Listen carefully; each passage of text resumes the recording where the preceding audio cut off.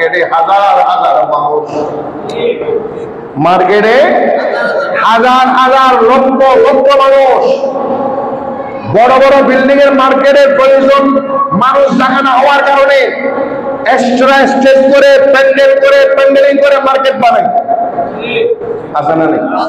মানুষের এত চাহিদা, এত মার্কেটিং।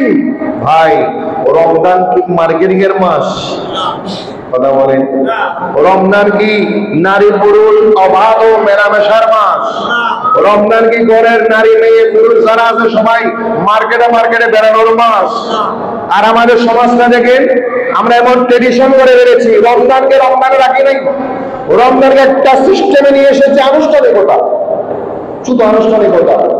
রমজানে যে চাওয়া ছিল মানুষ আল্লাহওয়ালা হবে, মানুষ নবীজির মহব্বত করবে, গুনাহমুক্ত হবে, অথচ সেই রমজান দ্বারা সে গুনাহমুক্ত হতে পারে ঠিক না বেটি? তারাবির নামাজ চলে, মার্কেটে মানুষ আছে না নেই?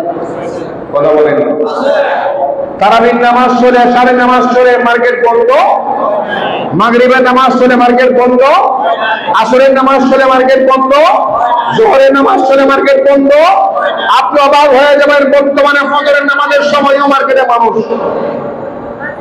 সারা রাত মানুষ, সারাদিন মানুষ। আপনি রোজা রাখতেন, রোজা রাখলেন, শুধু না খেয়ে থাকা, উপবাস থাকার নাম রোজা ছিল নাকি? এটি নাকি রমজানকে কেন্দ্র করে আপনার আমার পর্দানশীল মা বোনদেরকে পর্দার প্রমাণে বাড়ানোর দরকার ছিল, পর্দাটা ফরজ ছিল। আর এখন ঘরের নারীদেরকে বেপরদা আমরা ছেড়ে দিলাম কোথায়? রাগ করতেছেন, রাগ করতেছেন। মার্কেটে এগুলা কেন বলে জানেন? এগুলা কিন্তু রমজানের সার্থকতা নয়, এগুলা রমজানের সার্থকতা নয়, রমজানের শিক্ষা নয়। রমজানের শিক্ষা ছিল ইবাদত করা, বন্দেগী করা, রিয়াজত করা, নামাজ পড়া, তাসবিহ করা, তাহলিল করা, দরুদ করা, সালাম করা, দান সদকা করা, ঠিক কিনা? পুরুষরা যারা ব্যস্ত মার্কেটিং নিয়ে, মা বললো ব্যস্ত। আবার দেখা যাচ্ছে আমরা বাড়ি ঘরে নামাজের টাইম, মা বোনদেরকে ইফতারের টাইম, সাহারির টাইম, এত বেশি রান্না বান্না নিয়ে, ইফতারি আয়োজন নিয়ে ব্যস্ত থাকে, নামাজ পড়ার সময় ঠিক না বেটি? 10 আইটেম 20 আইটেম আসরের নামাজ নাই, মাগরিবের নামাজ। এখন বলেন, আপনার জন্য ইফতারি তৈরি করা কি ফরজ ছিল নাকি আসরের নামাজটা ফরজ ছিল?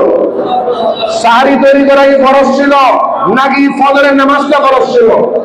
আপনার দিকে ইফতারি সাহারি তৈরি করতে করতে ওই মহিলাটা ক্লান্ত পরিশ্রান্ত, বেডে পড়লে তারাবির নামাজ শেষ, এশারের নামাজ শেষ।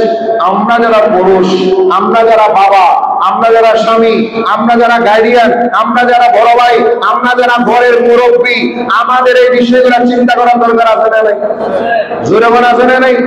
যে জায়গায় হাদিসের মধ্যে নবী বলেছেন, মান খাফফাফা আন মামলুকিহি, আপনার তত্ত্বাবধানে কোনো কর্মচারী থাকলে, কি থাকলে?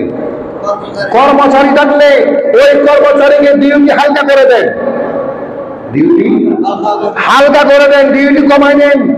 আগে 8 ঘন্টা করে 6 ঘন্টা করে দেন, 4 ঘন্টা করে দেন, ডিউটি হালকা করে দেন। কারণ এই রমজানের কারণে আপনি তাকে ডিউটি হালকা করেছেন, কিয়ামতের ময়দানে আপনাকে আল্লাহ জাহান্নাম থেকে মুক্ত করবে। আল্লাহু আকবার।